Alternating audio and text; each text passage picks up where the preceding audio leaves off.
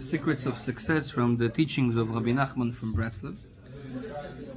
He, like we said, he has this book called Sefer Hamidot, which he started to write when he was 6 years old.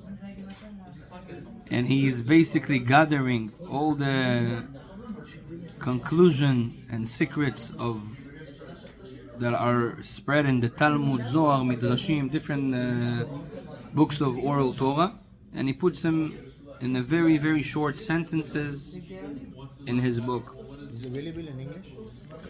There is this in English as well. But we have it here? In our Bet Knesset, we don't have it in English. This particular book, we don't have it. But we have other books of Rabbi Nachman in English. But this one we need to get. Yeah. Definitely. I have it at home in English. Yeah. I have it at home. If you want, I can come. I can bring it one time and show it to you. Sefer Hamidot. Yeah. Very chazak book. Just to read like 1, 2, 3 sentences a day, boost your energy. Gives you like things that are very interesting. You know, short and to the point. Yeah, you know, like This is what we're reading. we're learning. I read one short sentence. Just I explain it more, and I I take it to a little bit more Insights, more deep insights. more deep insights. Yeah. So okay, let's see. So first of all, he starts with obviously maaser. כל המוציא מעשרותיו כראוי אינו מפסיד כלום. Rabbi Nachman tells us that if you give 10% of your income, like it says in the Torah that we should, he says you never lose from it. People will think, okay, listen, this is a big amount. If I do 1,000, I have to give 100 to tzedakah. This is it's a big loss. He says it's not a loss at all. You don't lose anything, and there is different phrases in Talmud, Yerushalmi, different places that say that a person cannot become poor because of giving 10%. It's just helping. It's just giving you more success. This is, first of all, he starts with that. Second, Rabbi Nachman says, תתחבר למצליח ותצליח. Connect yourself to the people that have success, and you will succeed as well. That's very simple. We learned it once, I think. We spoke about this big advice of Chachamim that tell us that if someone has a good luck, it's contagious. Is the opposite also true? Yes. It's contagious. If you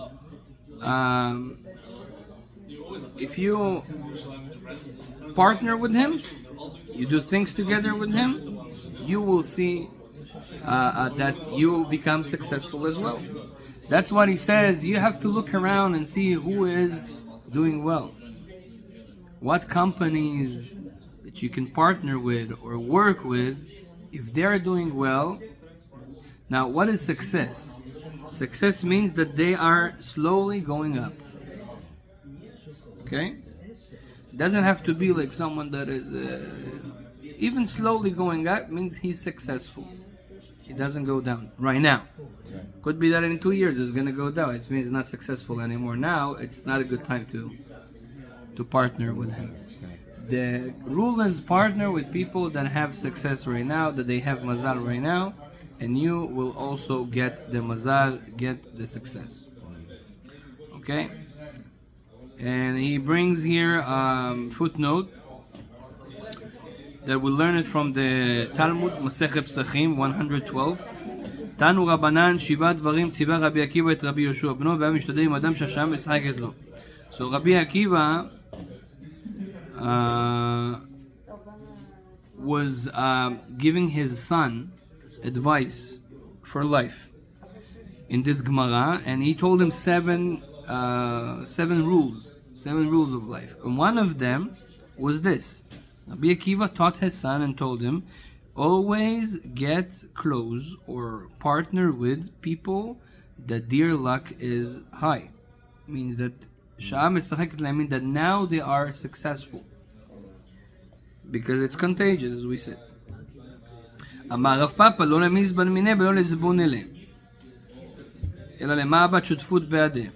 He said, I'm not talking about selling to that guy something or buying from that guy something. No, I'm talking about partnering with this guy. Be a partner with him. ואשתא דאמר רב שמואל בר יצחק מעשה ידיו ברכת כל נותן פרוטה מאיוב מתברך. And that's what happened to Eov. Eov, he lived in the time of Moshe Rabbeinu. Some opinion says that Moshe Rabbeinu wrote the book of Eov. Eov was a very talented and righteous person that was not Jewish, but he was serving God, Jewish God. He was a convert? He didn't convert. He lived exactly at the time when we just received the Torah. Okay. He was very close to God. And he also was very, very rich. And then God tested him. He made him lose all what he has. Kids, money, health, everything. Like, it's a disaster if you read what he was going through in the book of Job. Actually, in Tisha B'Av, soon we have a custom to read this book. On Tisha B'Av, this is one of the books that we read. We say, in English we say Job, right? Job, I guess. Job, yeah. I don't know how to say it. J-O-B, we call it Job, but in Hebrew we pronounce it Job, right? Eov. Job. J is Y. Yeah. J is Y. And basically God tested him, and he was very faithful person. He didn't say anything bad to God. He just asked a philosophical question: why is it happening to me? I mean, I didn't do anything bad. And then there's a whole discussion with his friends that came. How come God does bad things to good people? And it's very, very philosophical, very interesting. But they say that Eov, when he was rich, when he was very successful, any person that got even a coin from Eov, let's say Eov gave him a coin, this guy became successful because he got the coin of Eov. So you see how it's contagious, because his coins are blessed because he's now very successful. You got it, you got blessed as well, right? So he says, so even to buy something from someone like that, or to sell, actually, you sell something to a successful person. So what happens? You get his money, and his money is blessed. So guess what's happened? You're gonna be blessed as well. Right. Rabbi Milubavitch used to give $1. You know where he learned it from? From the Baal Shem Tov. The Baal Shem Tov used to give 18 kapeiki. 18 kapeik. That means the cents. I mean, back then it was big money. I mean, not big, but it was a good money for people to go buy a bread or something, you know? So he had a custom. Every person comes to the Baal Shem Tov, first of all, he gets that. Why? Could be that this is the reason. He wanted people to be blessed in his blessing, spiritual blessing. So when he gives you something, that thing, it's contagious. It means now his luck affects you. You understand? Huh? So we learn it from Yov. He says, "Kol hanotel pruta meYov mitbarech." That was the reality with Yov. People even realize that, you know. They come to Yov, Yov gives the money. Let's say they buy something from him. All of a sudden, boom, they become successful. Yov's money, you know. I don't know. Maybe go to Elon Musk and sell him something, get some of his money. You buy his car, right? Money will not go directly to him. But Indirectly it goes to him, right? You buy a Now, Tesla. this is you buy his car, he sells you. I'm talking about you need to sell him something so you get his money. Directly. Yeah, you get his money. Think about it. Okay. Allah. 3. אין הברכה מצויה לה בדבר הסמוי מן העין. Okay, this is very known. It says the blessing is located only in things that are hidden. Hidden things are blessed. We learn it from the fish. If you look all over the world, every species can multiply and have kids, but they have limits. Okay, how many? You know, I remember when my brother's dog gave birth. So she had 11 puppies. But okay, she can't have more than, I don't know, for sure 18, 20 she can't have. There's a limit. 11 is a lot. Right? But 11 is a lot, but still, there's a limit. Who doesn't have a limit? Fish. They can have thousands. Now, the Gemara says, do you know why fish is like this? And nobody else can even beat the fish in this area? Because the fish is blessed. And why the fish is blessed? Is because the fish is hidden. Nobody looks at the fish because they are under the water. So therefore there's no evil eye affecting them. So from here we learn that anything that is hidden like the fish, get the blessing of the fish, which is multiplying. It can be in kids, can be in money. That's why, by the way, we have the custom that if a lady gets pregnant, we don't go and tell everybody right away.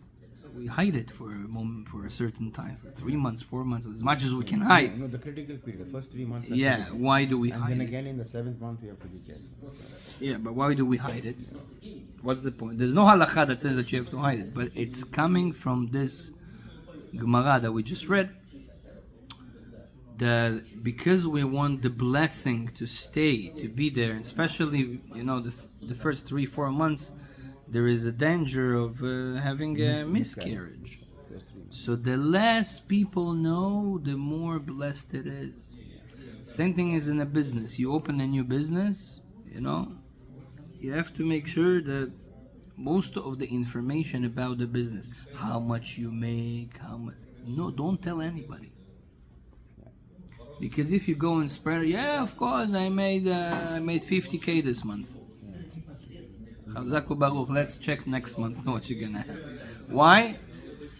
People, their eyes is affecting it, and they don't do it purposely. This is just the nature of life, you know. So, yeah. I have a question. We don't believe in superstition. Jews are not supposed to believe in superstition, but isn't this a superstition? First of all, the word superstition, I don't like this word. There are things that are spiritual or mystical that are true. A lot of it, half of the Judaism is mystical. Yeah, exactly. You know. Yeah. So there are things that are superstitious. It means that people made it up and it has no source in our in the Torah or in the oral Torah. This is superstitious. For example, people saying, oh, if you sit in the corner of the table, you won't get married. There's no source for this thing. I mean, as much as I like this area, I learn a lot of those mystical things. This is not true. According to Torah, there's no... No, I'll give you a simple one. There's no any... Now, yeah, they say if you whistle in the house, you won't have money. There's no source for this. Okay? This is superstition. Now, but, however, there are other things, yeah, that are, yes. For example, Rabbi Yehuda Chassid, he writes a lot of those things. You know, he says, for example, okay, if you have a house and you want to close a window, he says you shouldn't close the window. I mean, let's say you want to renovate your house and you want to, there is a window and you don't want a window there. You want just to close it. Yeah. He says it's a problem. You should leave at least a small hole. Yeah. And he says that there is why, because window, it's always a place for spirits or for spiritual souls to come in and out. Yeah. When you all of a sudden, when they block it, Yeah. it makes them angry. You understand? Yes. So this is Huh? You can get angry. Even that's the thing. Spirits, souls. Do you know that if a person, for example, was a very angry man in this world? Yeah, no. If a person was a very angry man in this world, he goes to the world, the upper world, he stays the same for a certain moment. It depends where he is, yeah, but he stays the same. If he's not in Gehenom or fixed in Gehenom, he's in Kafakela, he stays the same. That's why they say don't go to cemeteries. I mean, not don't go, but don't go too much, especially women. Why? A beautiful woman comes inside the cemetery. Who is located in the cemetery? A lot of those souls that they don't have elevation, they stay in this world, but they are in a spiritual form. So they always come to their grave because that's their resting place. the rest place.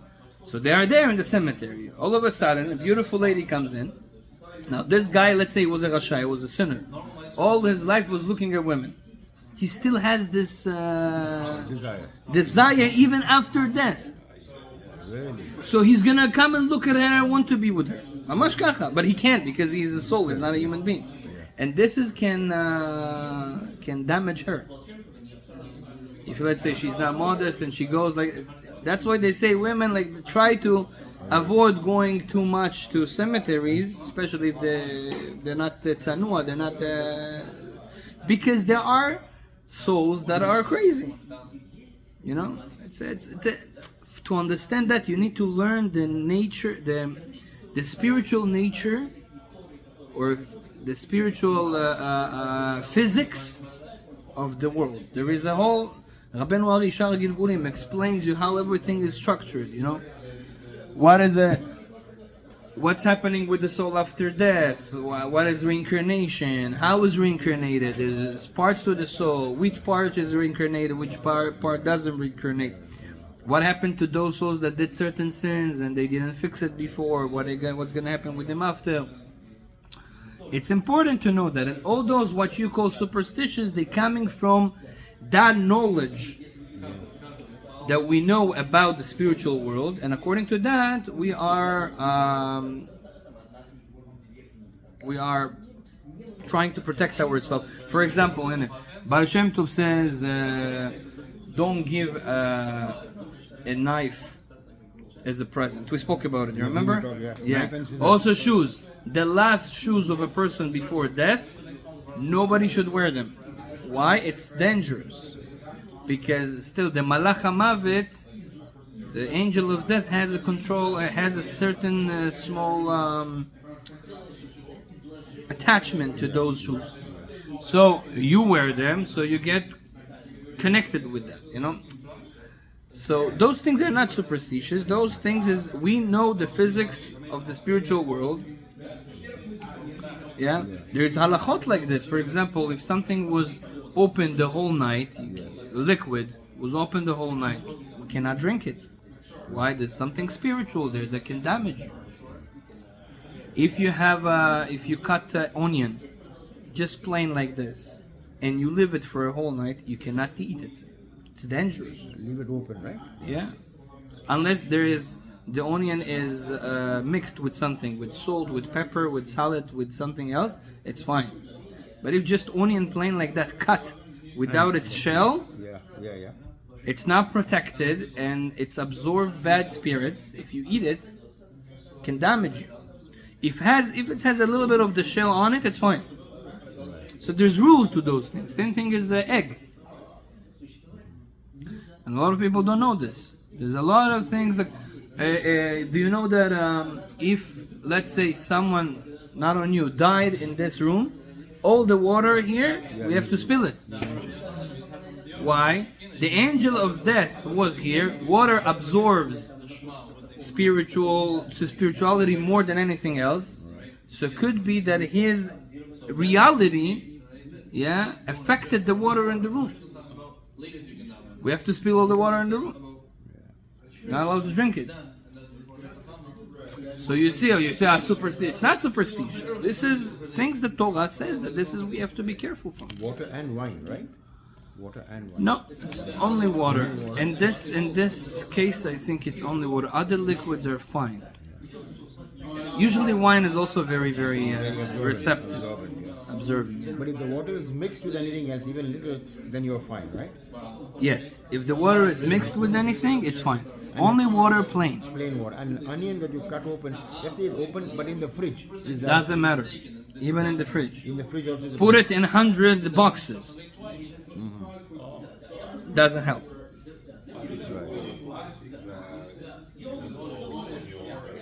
No.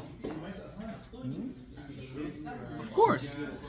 Onion can be fine for overnight only if the shellets on it, or it's mixed with something else, or the head is still on.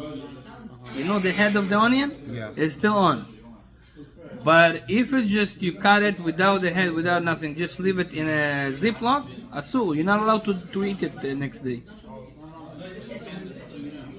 Same thing is egg. Same thing is garlic. They have the same rule. Huh? Egg that was without its shell for overnight, not mixed with anything else, also you're not allowed to eat it. It's not good for the soul. It can bring a danger. Okay, so all those things, it's coming from knowing the physics, how the spiritual world works, and making sure to not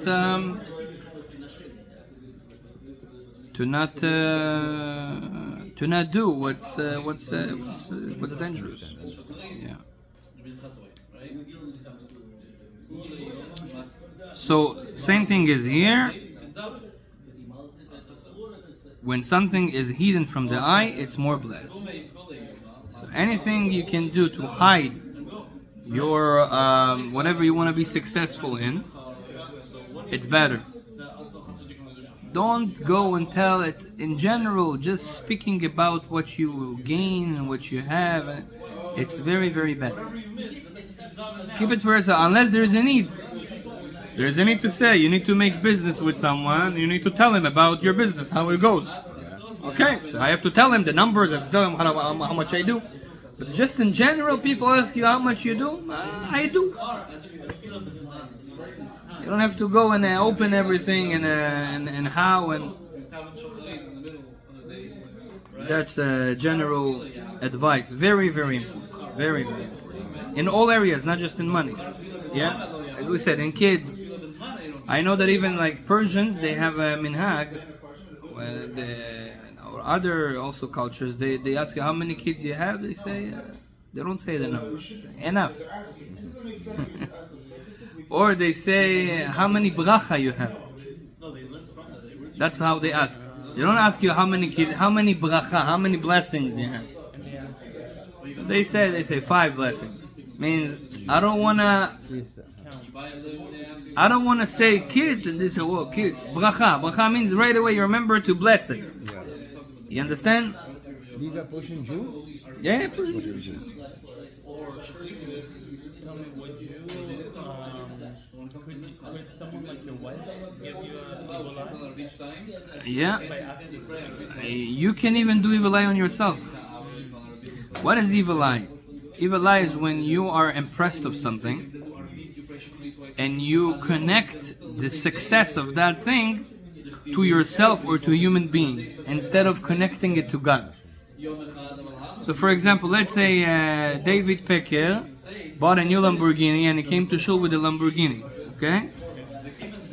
And then I saw him,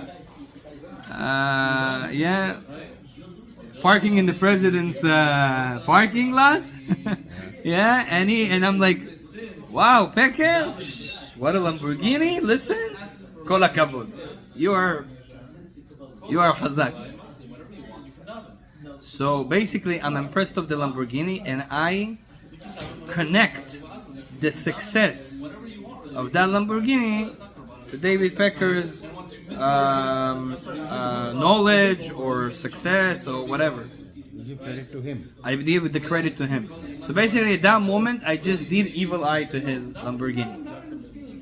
You don't have a Lamborghini, so you don't have a problem. Yeah. Oh, yafe. But if you in your mind like, wow, God gave you a blessing, Baruch Hashem.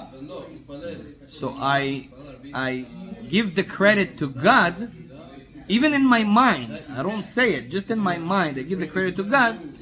There's no evil eye affect this scenario. Okay? Now, what is the problem? Sometimes you do it for yourself. You look at the mirror and say, "Wow, I'm so beautiful. I'm so handsome. I'm so handsome." Huh? Yeah, like, listen. Lucky you married to me. We will get married to me. So if you say that, and there's no God in the picture, it means it's me. Yafe. If you say, Hashem, thank you gave me a present, Baruch Hashem, I look good. That's something else. But if you didn't do that, you just impressed of yourself, your beauty, your wisdom, your money, your whatever, you do an evil eye to yourself. Which, by the way, sometimes more strong than other people's evil eye. The evil eye that we do on ourselves sometimes is stronger than the evil eye that other people do. So the Gemara says there's a good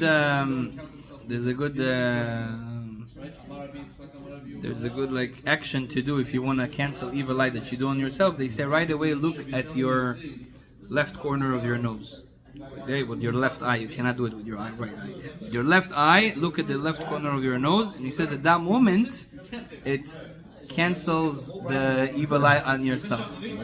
Yeah, the mechanism behind it, the Ben Ish Chai explains, is that eye in Hebrew it's called Ayin, right? Ayin Yud Nun. Now, everything God created in the world, there is a DNA. Now, the DNA is a code, right? So, the code is God's names. Different combination of God's names created everything in the world. Yeah? There are 72. This is the movie, Matrix. Is all built on that. They took it from Kabbalah. So, now, the I is Ayin. Now, Ayin, our sages, they revealed it to us that God created the I with five names. Yud, Hey, and Vav, and Hey, this is the name of God, the name of kindness. So, if you take Yud, Hey, and Vav, and Hey 5 times, it's going to come to Yud, K, Vav, K, it's 26, the name of God. 26 times 5 is going to be 130. The word Ayin, it's 130. So 5 times the name of God, it's basically the DNA, the code of the I. Okay? So the I was created with 5 energies of Yud K Vav K, which is the name of kindness. Chesed. Yeah. That's what the I, when we want to say a kind person, we say that he has a good eye. In Hebrew they say Ain Tova. And Ain Tova. So one second. So when a person doesn't look and doesn't see God in something, he sees someone else, so he basically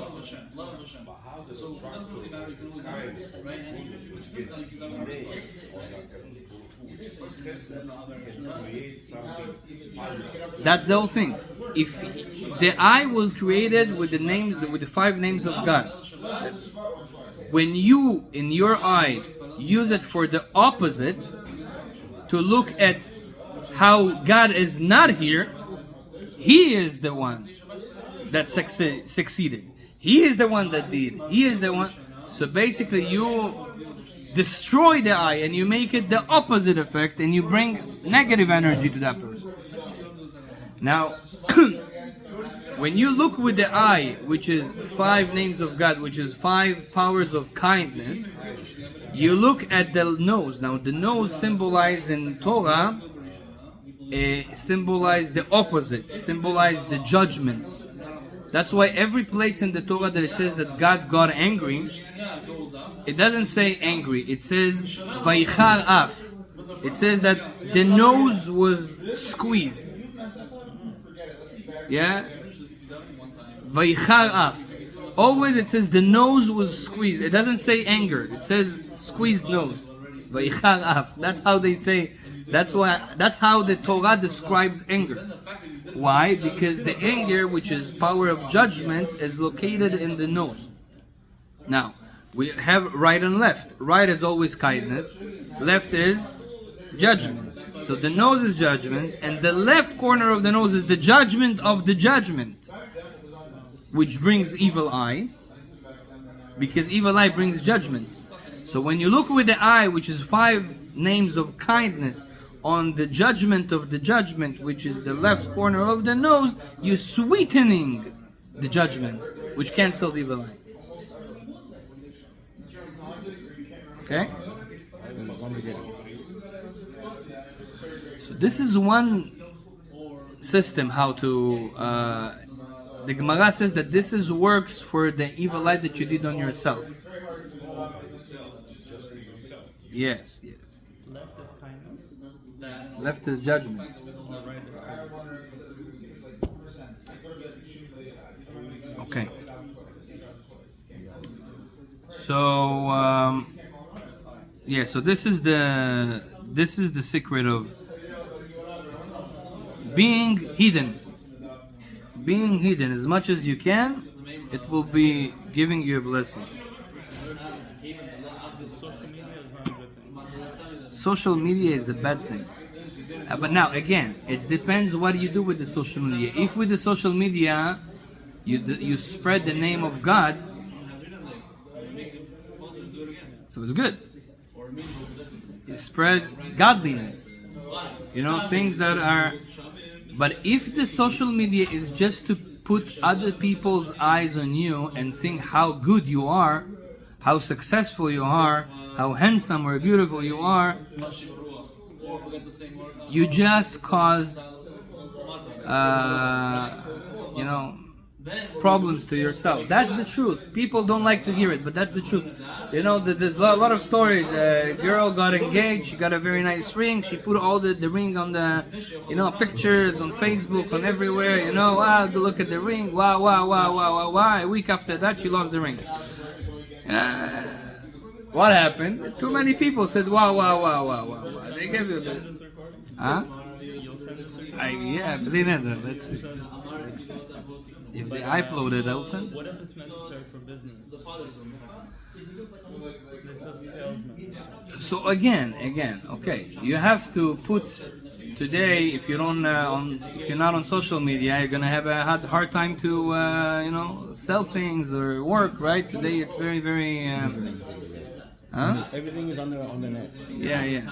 So what do? So yeah, you can put your stuff in. You can, but again, what's the problem of evil eyes? When you take credit on something you did.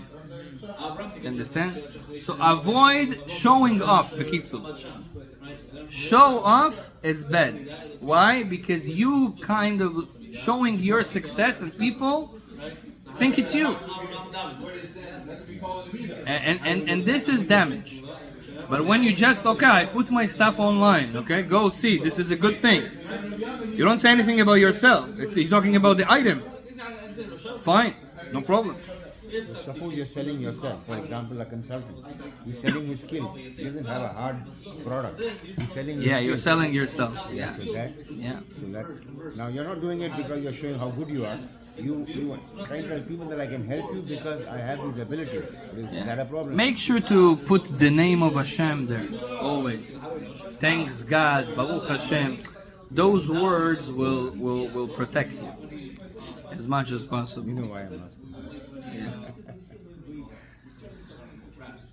Yeah. Okay, Allah. Daled 4. Hatzlacha siyata dishmayahi. He says, gives you a rule. Success, it's help from heaven. Means, Rabbi Nachman tells you, don't get wrong. Success is not you. If you saw that you were successful in something, you made a good amount of money, you made a good deal, okay, you got something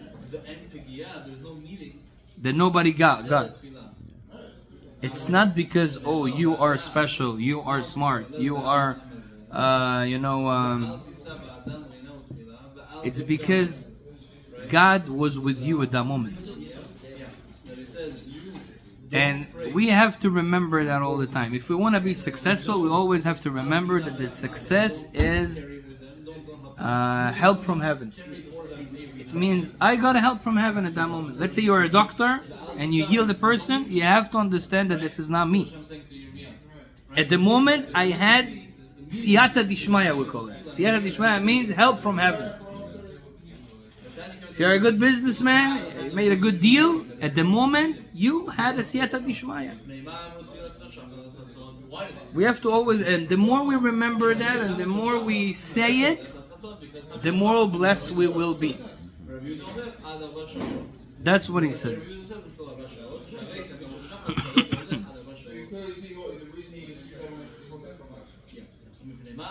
5. מי שנפסקה לו הצלחה ואינו מצליח, לא במהרה יצליח. If chas v'shalom, in a certain moment in your life, you see that your success was cut off, and now you're not successful, you should know that usually you're not gonna be successful so fast now. I mean, when you go down, usually it's not being very fast that you're gonna go up again. So when you see that the success cut for a certain moment, don't right now put all your effort, to bring it back, because most likely you won't be successful. I'll tell you what I mean. Some people, let's say he has a business, and I don't know, he was doing well. One day something happened, boom. You see, no luck. You know? Yeah. So what does he do? He says, okay, I have no luck right now. What I'm going to do? Things are going... Maybe I'm going to invest in other things. So he takes loans, takes money, and he put it. Says Rabbi Nachman, that's not the time. Don't do it right now. Right now you are not successful. Don't make yourself go more into the pit. Wait, because it takes time to bring your mazal back to be successful again. When do you know that you need to put and invest more in new things or in that thing where you see that things are starting to work again, my mazal coming back? You understand? Because again, if we understand the right way of life, how God created it, that success has nothing to do with you, it has to do with the help from heaven that you get. So you just have to be sensitive to the moments and see, things are going well for me right now. Now I'm investing. Things are going down to me right now. Now I'm resting and trying to manage whatever there is. That's the rule. The Ben Ish Chai, by the way, say that rule as well. But here Rabbi Nachman brings it from a Gemara.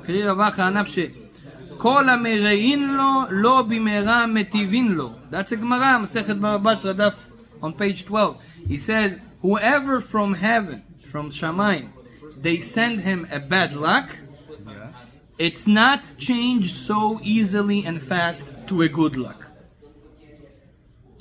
If there was a decision of a bad luck coming to you, it will take a certain time. So what would be 2 3/4 after?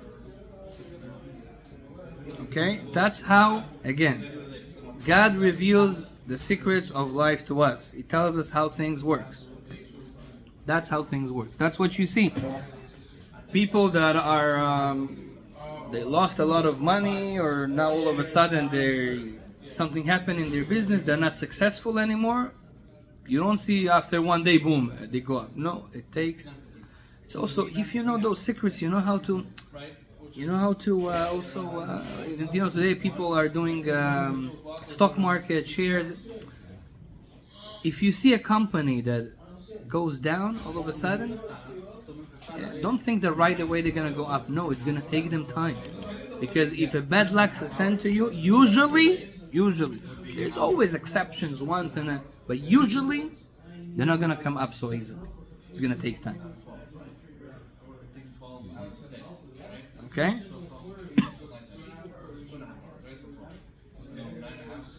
That's what he brings. Call it bad luck. Huh? When bad luck comes to a company. I call it bad luck. I mean, my English is ESL. But that's the word that I found for that. Yeah. So that's what it is. Or a cut off from heaven. Not cut off. It's a cut off of good luck. Cut off. You know? That he says, Misha nifseka. Why I say karo? Nifseka means they cut off your luck. You were lucky. Things were working. All of a sudden, the share went up. Tesla went, whoa, boom. Okay, all of a sudden something happened. Boom, went down. Okay, it's not so easy to bring it up so fast. If it's happened again, it's an exception. But as nature works, when in heaven they decided that now you have to have a not such a good luck, to recalculate and to decide to bring you luck again, usually it takes time.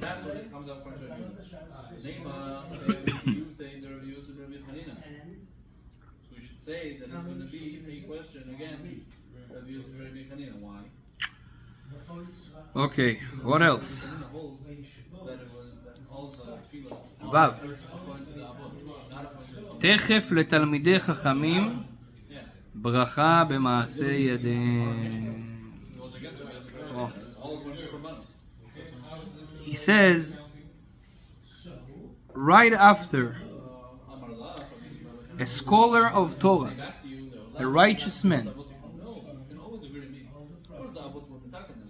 was coming to your place or was somehow involved in your business or in your things that you do, right after that,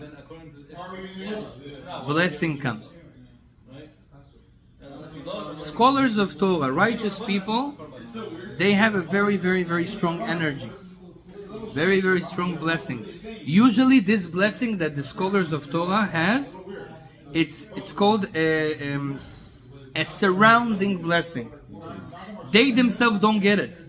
It's on them, but other people that are around them, they can absorb that blessing.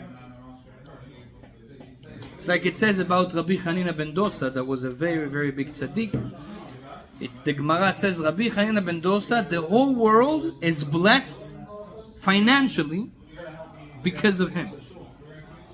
He is the light of the world. Everything comes through him, but he himself, he even doesn't have money for a normal breakfast. He eats charovim. He eats like a very, very cheap. So he is the pipe for everyone, but he himself.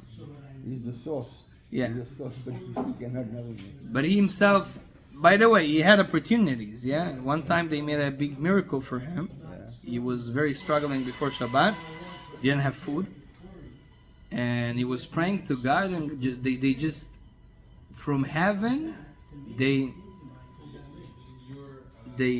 brought down a whole leg of a table from gold for him to enjoy it. So he went to his wife and he told her, "Listen, look what they sent me. I mean, we're rich right now." So she said, "Okay." She went to sleep. She saw in the dream that she saw that they're all in heaven, sitting.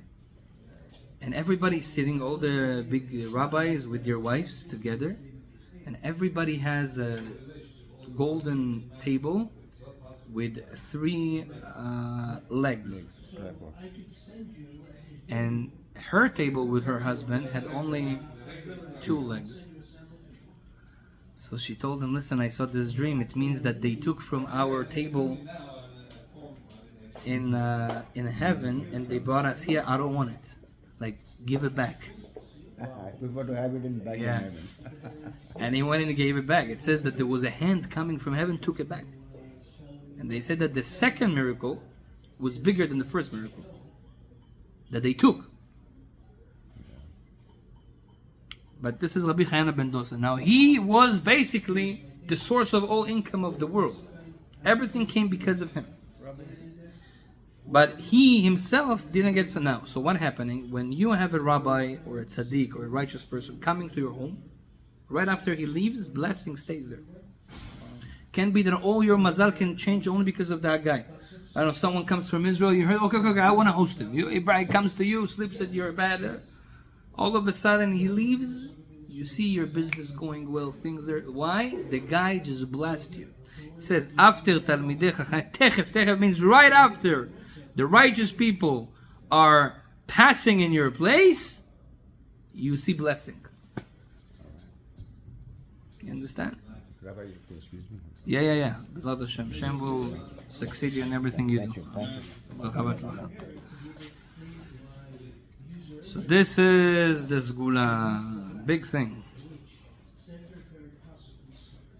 We learn it from Gemara Brachot. Abai יעפנו נאמר תכף לתלמידי חכמים. ברכה שנאמר ויברכני השם בגללך. שנאמר ויברכני השם ויבהית אם עמך ונאמר ויברך השם את בית המצרי בגלל יוסף. Oh, so where do we learn it? In Mitzrayim, when Yosef HaTzadik was in the house of Potiphar, all of a sudden after Yosef came to his house, Potiphar became rich.